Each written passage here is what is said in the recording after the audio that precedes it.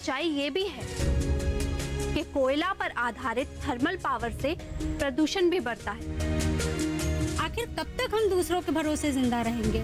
इस दिशा में प्रयास शुरू हो चुके हैं। अगले रविवार को इसी समय यहीं पर। रसीदा आपा, सुलेमान भाई, आप दोनों ने हमें बहुत अच्छी जानकारी दी। इसके लिए आप दोनों का शुक्रिया।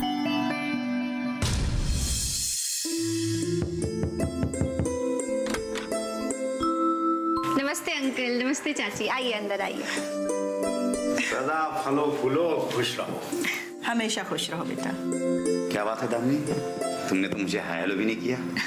लेकिन कोई बात नहीं, मैं तुम्हें आशीर्वाद देता हूँ। सदैव मुस्कुराती रहो, खुश रहो, चहकती रहो। आइए अंदर आइए।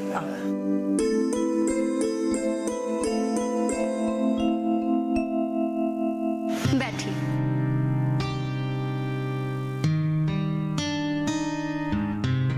बैठो बेटा। माँ देखो, अपने मेहमान आ गए। अरे ये क्या कह रही हो तुम? हम मेहमान कब से हो गए? अजय देखो ना, मनीषा चाची और अरविंद अंकल इतने दिनों बाद आए हैं, तो मेहमान हुए ना। वो तो ये बात है। दामिनी बेटा, अभी तो शुरुआत है, अब तो हम हमेशा इसी तरह आते रहेंगे। नमस्ते साहब। नमस्ते मेम साहब। नमस्ते सविता। नमस्ते सविता। खुश रहो बेटा।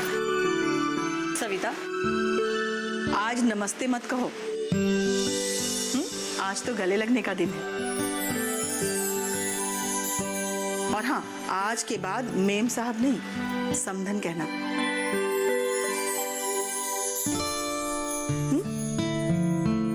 समधन?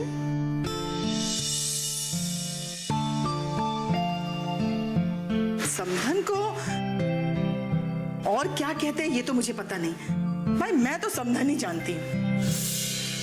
आप क्या कह रही हैं, मुझे कुछ समझ नहीं आ रहा।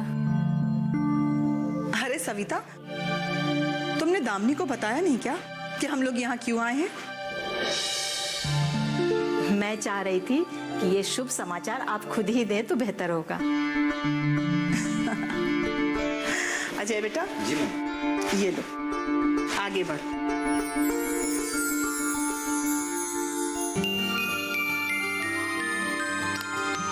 दामिनी, अपना दाया हाथ आगे लाना। ये क्या कर रहे हो अजय? जो दस्तूर है वही निभा रहा हूँ। ये हमारी मंगनी की अंगूठी है। मंगनी की अंगूठी? माँ ये सब क्या हो रहा है? आपने मुझे कुछ बताया क्यों नहीं? अजय मेरा सिर्फ एक अच्छा दोस्त है, सिर्फ दोस्त। उससे शादी और मंगनी के बारे में मैंने तो कभी सोचा भी नहीं। मुझे जो संस्कार मिले हैं, मुझे जो शिक्षा मिली है, उसमें एक लड़का और एक लड़की दोस्त नहीं होते। वो या तो पति पत्नी होते हैं या फिर भाई बहन। माँ मैंने अजय को कभी इस नजर से देखा ही नहीं कि मैं उससे ब्याह करूंगी। मुझे माफ कीजिएगा, मैं ये अंगूठी स्वीकार नहीं कर सकती।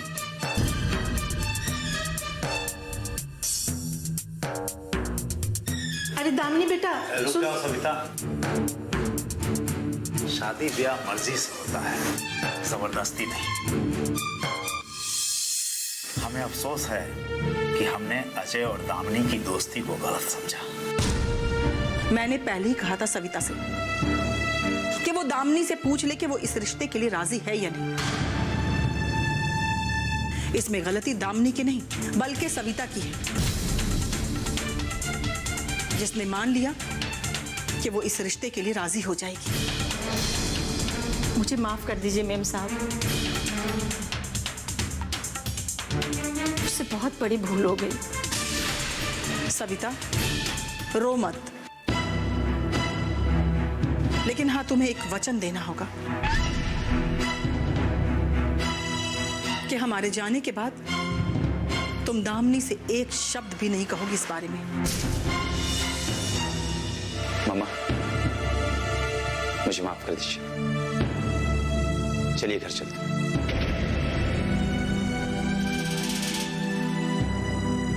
चलिए।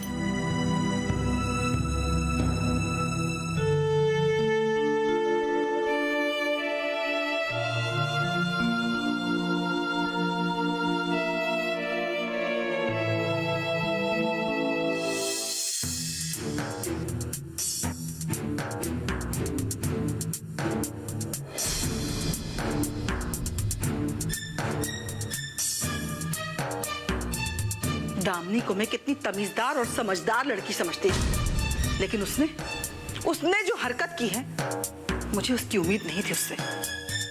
अपने घर में मुझे बुला करके इतना बेइज्जत किया। मनीषा, तुम इतने गुस्से में क्यों? गलती दामिनी की नहीं, गलती हमारे बेटे अजय की है। अजय की गलती? उसने कौन सी ऐसी गलती कर दी? दामिनी की दोस्ती को प्रेम समझ बैठा। दोस्ती और प्रेम के फर्क को समझना चाहिए था इसे। हमारा अजय इतना नासमझ नहीं। इतनी बड़ी नासमझी का काम किया है अजय ने, और तुम कहती हो नासमझ नहीं है। दामिनी ने अजय के साथ कुछ लगावट वाली बात की होगी। कहीं ना कहीं उसने ये एहसास दिलाया होगा अजय को कि वो उससे बहुत प्रेम करती है। मनीषा, ये क्या कर रही हो तुम दामिनी के बारे में? मुझे पता है कुछ लड़कियां ऐसी होती है जिन्हें अपनी सुंदरता का बहुत घमंड होता है। मामा, ऐसी बात नहीं है मामा। दामिनी ऐसी लड़की नहीं है।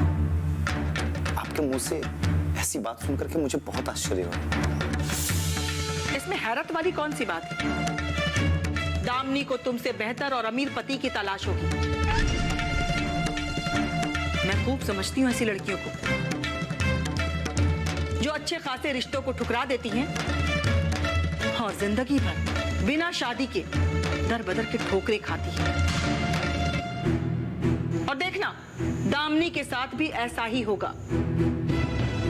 मनीषा, ये बहुत गलत बात कर रही हो तुम। क्यों श्राप देती हो उसे? ये तुम्हें शोभा नहीं देता। देखो, दामिनी बालिग है, अपनी मर्जी की मालिक है। किससे उसे ब्याह करना है और किसे नहीं करना है, ये फैसला लेने का उसे पूरा अधिकार है।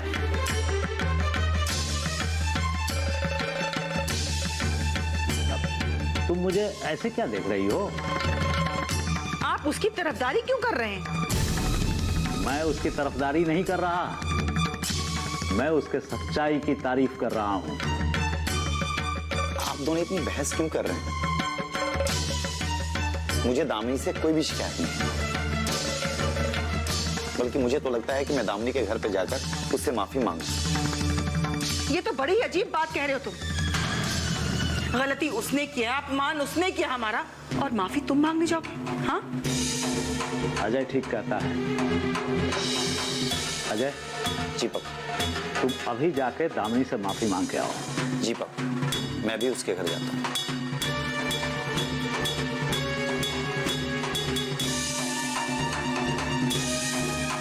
ठीक है, जो दिल में आता है आप वो कीजिए। मनीषा, क्या है?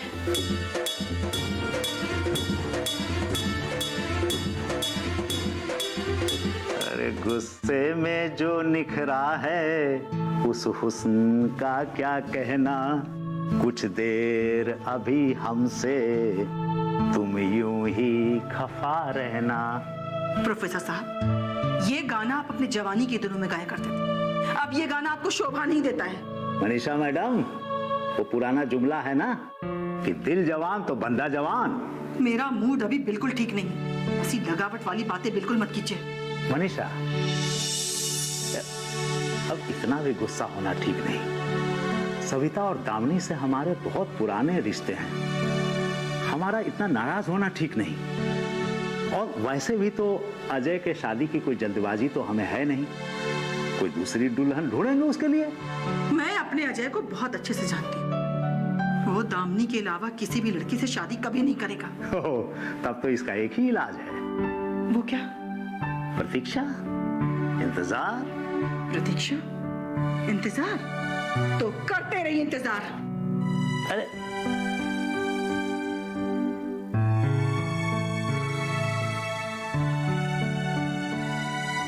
तो मनीषा मैडम तो नाराज हो गई। कोई बात नहीं, मैं इनकी नाराजगी दूर करता हूं।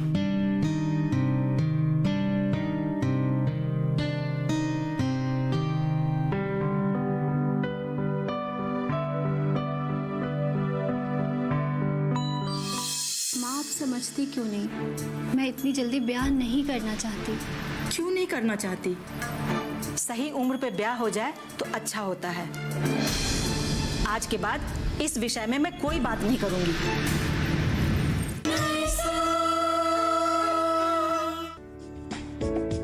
ये कामयाबी है अन्नदाता की।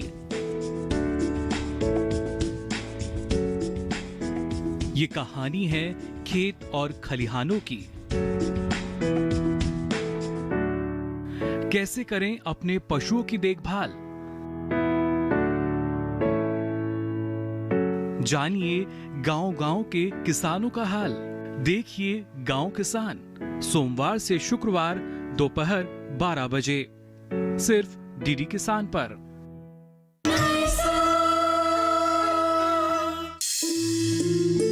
दामिनी, माँ, कहाँ से आ रही हैं आप?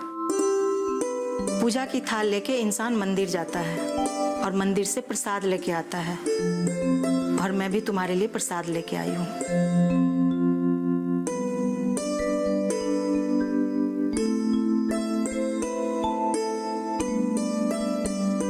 माँ, आप सवेरे तो मंदिर गई थी, फिर दोबारा क्यों? इंसान अपनी चिंताएं ईश्वर को देकर खुद उन चिंताओं से मुक्त हो जाना चाहता है, और मैं भी इन चिंताओं से मुक्त हो जाना चाहती थी, इसलिए गई थी। मैं जानती हूँ आप ऐसा क्यों कह रही हैं। तू जानती है तो फिर समझती क्यों नहीं कि मैं ऐसा क्यों चाहती हूँ?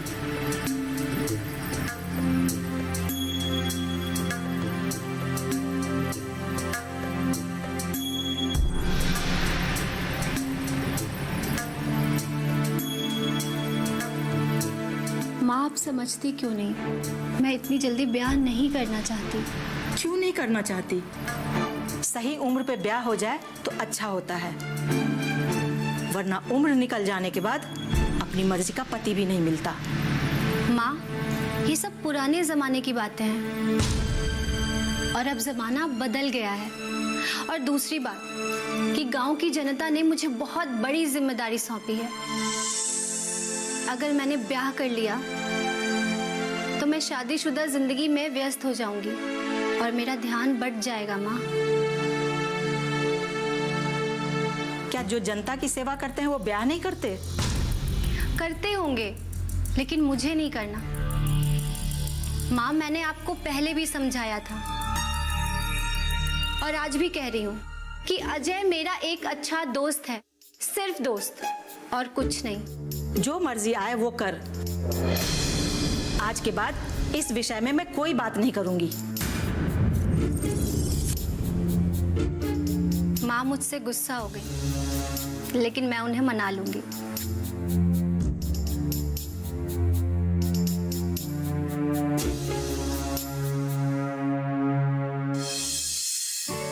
बसंती, आज जो चौहदी खेत है ना जी, उस पे ना मिट्टी काट के मेड़ बना देता है। हाँ ना? जी, आज मैंने आपके लिए भट्टा बनाया है। राम राम माधव भैया। राम राम भाभी। अरे राम राम राम राम भैया। माधव भैया, आपसे और भाभी से कुछ प्रश्न पूछने हैं, इसीलिए हम लोग आए हैं। अच्छा, लगता है आप खेतों पे जा रहे हैं, लेकिन हम लोग आपका ज्यादा समय नहीं लेंगे। अरे कोई बात नहीं, हम तो खेत पर दोपहर के बाद चले जाए, है ना बसंती? जी। पूछो पूछो, क्या पूछना है? अच्छा पहले बैठो बैठो बैठो, बैठो। आइए ना, बैठिए आप लोग। आओ, बैठो बैठो बैठो। हाँ, अब बताओ क्या पूछना है? माधव भैया, हमने रेडियो पे सुना है कि पेट्रोल और डीजल के पर्याय बायोडीजल या बायोफ्यूल के उत्पादन में हम किसानों की अहम भूमिका हो सकती है। वो कैसे, जरा विस्तार से बताइए। एक तो ये कि वे उस खास फसल की खेती करें जिससे तेल निकाला जा सके, और दूसरा? माधव भैया आप हंस क्यों रहे हैं? सरकारी योजनाओं को जानने के लिए कितनी आतुर रहती हो हमेशा। आतुर क्यों नहीं रहे? वो सब योजनाएं हम किसान बहनों और भाइयों के लिए ही होती है। सही बात है। इसमें तो कोई संदेह नहीं है। हाँ, तो मैं ये कह रहा था कि विभिन्न फसलों के अवशिष्ट, जैसे उन फसलों का भूसा, पुआल, छिलका, खरपतवार और पशुओं का गोबर का प्रयोग करके, जैसे मकई, गेहूं, गन्ना और चुकंदर से भी बनाया जाता है। इथेनॉल को पेट्रोल में मिलाकर इस्तेमाल भी कर सकते हैं ताकि पेट्रोल की खपत कम हो सके। जट्रोपा एक बहुउद्देश्य अखाद्य तेल उत्पादक पौधा है।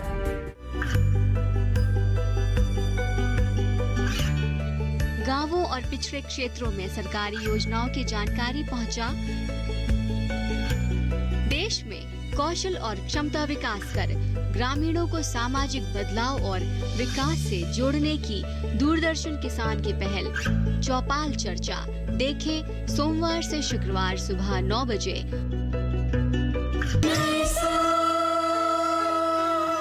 बायोगैस बनाया जाता है। अच्छा, हम एक एक कर इसके विस्तार से चर्चा करेंगे। अपने देश में इथेनॉल का उत्पादन मुख्यतः चीनी मिलों में उपलब्ध मोलेसेस से होता है। यह वैसे भी सभी अनाज जिसमें स्टार्च पाया जाता है, जैसे मकई, गेहूं, गन्ना और चुकंदर से भी बनाया जाता है। इथेनॉल को पेट्रोल में मिलाकर इस्तेमाल भी कर सकते हैं ताकि पेट्रोल की खपत कम हो सके। और शुद्ध इथेनॉल को पेट्रोल और डीजल के बदले भी इस्तेमाल कर सकते हैं। बसंती भाभी, जरा जट्रोपा के बारे में बताइए। मैं बताता हूँ। जट्रोपा एक बहुउद्देश्य अखाद्य तेल उत्पादक पौधा है। जानवर इसे चरना पसंद नहीं करते हैं। ये सुखाड़ में भी हरी भरी रहने वाली उपज है,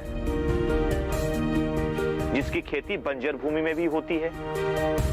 जट्रोपा के तेल का इस्तेमाल बायोडीजल में मिलाकर किया जा सकता है। परिष्कृत तेल एक उपयुक्त बायोडीजल है। माधव भैया, करंज कुछ ऐसा ही है ना? हाँ भोलू, तुमने बिल्कुल सही कहा।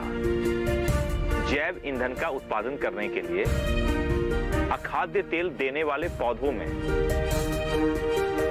करंज बहुत ही उपयुक्त पेड़ है। ये नाइट्रोजन जमा करने वाला पेड़ है, इसीलिए इससे जमीन की उर्वरा शक्ति बढ़ती है। आमतौर पर जानवर इसे चरते नहीं हैं। जल जमाव और अधिक वर्षा को ये सह सकता है। करंज के बीज में 30 से 40% तक तेल होता है। यह जमीन के कटाव को रोकने और बलुआही जमीन को बांधने में भी मदद करता है, और इसमें औषधीय गुण भी होते हैं। इसके सूखे पत्ते का उपयोग अनाज के भंडारण में कीटनाशक के रूप में किया जाता है। जैव ईंधन के रूप में करंज तेल के भौतिक गुण पारंपरिक डीजल से बहुत अधिक मिलते हैं। पर्यावरण के दृष्टिकोण से करंज का तेल पारंपरिक डीजल के मुकाबले अधिक सुरक्षित है। माधव भाई, मैंने सुना है कि चुकंदर या मीठे शकरकंद से चीनी बनाई जाती है, क्या ये सच है? 100% सच है। एकदम ठीक जानकारी मिली है आपको। कई देशों में इथेनॉल के उत्पादन के लिए इसका इस्तेमाल भी होता है। इसके अलावा चुकंदर की लत्ती फल का अवशेष और फिल्टर केक का उपयोग चारे के उपयोग में किया जा सकता है। अपने देश में इथेनॉल को पेट्रोल में मिलाने का काम कब शुरू हुआ और आगे क्या योजना है? पेट्रोल में इथेनॉल मिलाने का काम भारत में सन 2003 में शुरू हुआ। सन 2022 तक सरकारी टारगेट पेट्रोल में 10% और 2030 तक 20% ब्लेंडिंग का और डीजल में सन 2030 तक 5% ब्लेंडिंग का है। इससे फायदा ये होगा कि पेट्रोलियम के आयात में कमी आएगी और विदेशी मुद्रा की भी बचत होगी। बसंती भाभी कुशल गृहिणी है, इसलिए बचत के बारे में सबसे पहले सोचती हैं। सही कहा आपने। सच कहा तुमने साध्वी। अब आगे सुनो। बायो ऊर्जा का एक और स्रोत बायोमास भी है। हर एक गांव में खेती और पशुपालन से हजारों टन अपशिष्ट हर साल उत्पन्न होता है और किसान भाई जानकारी के अभाव में खरपतवार को सीधा जला देते हैं और गोबर का उपला बना देते हैं। कंपोस्टिंग और बायोगैस बनाने की सुविधा अभी तक सभी गांवों में उपलब्ध नहीं है। हम सभी किसान भाई और बहनें दक्षिण भारत के गांव कब्बी गेरे से प्रेरणा ले सकते हैं। यह ग्राम पंचायत अपने बायोमास शक्ति संयंत्रों से उत्पन्न बिजली ग्रिड को बेचने वाली पहली पंचायत है। ऐसा विद्युत उत्पादन अधिक पर्यावरण अनुकूल है। इससे क्षेत्र में बहुत अधिक हरियाली है और विद्युत आपूर्ति भी अधिक नियमित है। वाह, क्या जानकारी मिल रही है। एक और भी फायदा है इसका। वो क्या भाभी? खाना पकाने के लिए यह एक स्वच्छ ईंधन है। इससे गांव के 130 बोरवेल को भी बिजली मिलती है। घरेलू आय में औसतन 20% की वृद्धि हुई है। इसके इतने ही फायदे हैं तो हम अपने गांव में बायोडीजल से और बायोमास से बिजली बनाने की कोशिश शुरू करेंगे। बसंती भाभी और माधव भैया, आप दोनों ने बहुत महत्वपूर्ण उपयोगी जानकारी हम लोगों के साथ साझा की, उसके लिए बहुत बहुत धन्यवाद। आप सब लोगों ने इतने ध्यान से सुना, इसलिए आप सबका भी बहुत बहुत धन्यवाद।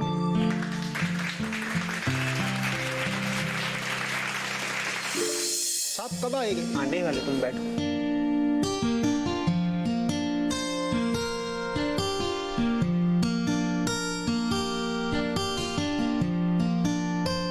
जय हिंद। जय हिंद साहब। जय हिंद साहब। मेरा केस का क्या हुआ? मनीष, तुम्हारा काम हो जाएगा, तुम चिंता मत करो, जल्दी तुम्हारा केस सॉल्व हो जाएगा। जाओ तुम अब।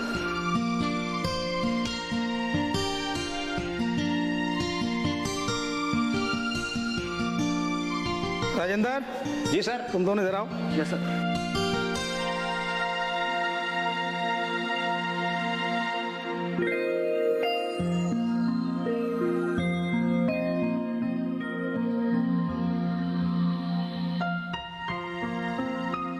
क्या लाना है हजूर? कुछ नहीं राजेंद्र, तुम ये पैसे लस्सी वाले गुप्ता जी को दे देना। और सुमित, तुम ये पैसे नारियल वाले शर्मा जी को दे देना।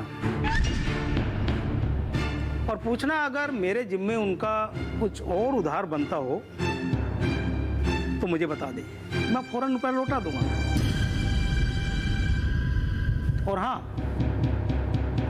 उन्हें कहना मैंने धन्यवाद कहा है। आप उधारी चुका रहे हैं? ये आपके नियम के खिलाफ है। अब मैंने एक नया नियम बनाया है, पुराने सभी नियम रद्द। अब से हम सब लोग सच्चाई और ईमानदारी के रास्ते पर चलेंगे, ना तो खुद बेईमानी करेंगे और ना किसी को करने देंगे। ये तो हैरानी की बात है, विश्वास नहीं होता। हम सबको विश्वास करना पड़ेगा। हम मर्दों के मुकाबले औरतें बहुत ईमानदार होती हैं। तुम दोनों को पता है, इस समय पंचायत में महिलाएं बहुसंख्या में हैं। मैडम सरपंच और दामनी जी बहुत कड़क हैं। मुझसे कुछ जरूरी बात करनी थी तो घर आ जाते मेरे। इरादा तो यही था, फिर सोचा सविता चाची के सामने बात करना ठीक नहीं रहेगा। नई सोच के नई सुबह आई है तेरी अंगनाई में, उठ जाग मेरे धरती के लाल रंग भर अपनी अंगड़ाई में। ये धरती अन्न की जननी है, कुछ और नई से पैदा कर।